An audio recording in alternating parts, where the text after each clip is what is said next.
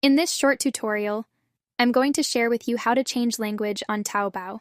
This allows users to clearly understand product descriptions, specifications, and reviews, reducing the risk of making mistakes during purchases. To do this, simply head to Taobao. You want to tap on Account.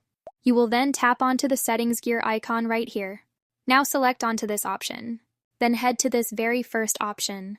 These are all countries. Choose any English-speaking country. It will save and get back.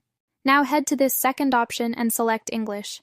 Tap on Confirm to save changes. If you don't see the English option, make sure to first choose any English-speaking country first, and eventually you will see the English language option. Well, that's it. And if you find this video helpful, consider subscribing to our channel for more informative tutorials like this one.